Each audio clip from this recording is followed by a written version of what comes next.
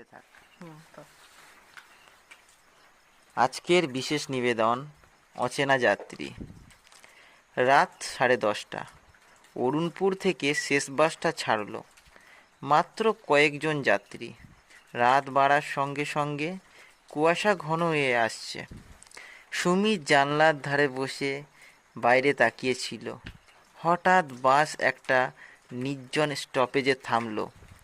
কেউ নামলো না, কেউ উঠল না, কিন্তু বাস চালক দরজা খুলে রাখলেন কিছুক্ষণ, যেন কাউকে ওঠার সুযোগ দিচ্ছেন।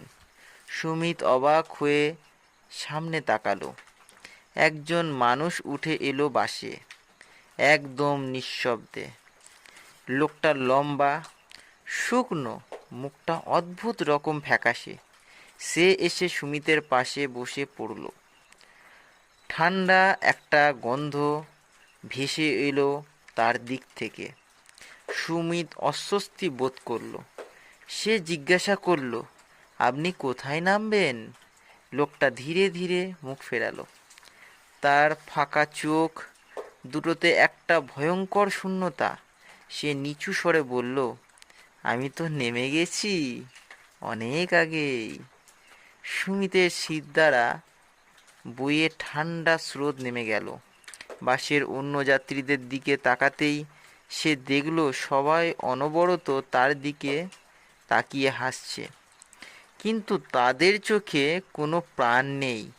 সুমিত চিৎকার করতে চাইল, কিন্তু তার গলা দিয়ে কোনো আওয়াজ বের হলো না।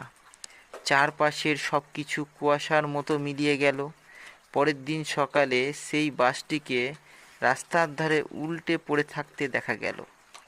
বাসের ভেতরে একজনও বেঁচে নেই, কিন্তু আশ্চর্যের বিষয়, কোনো যাত্রীর মৃতদেহের পাশে সুমিতের খোঁজ পাওয়া যায়নি। সে কোথায় গেল কেউ জানে না।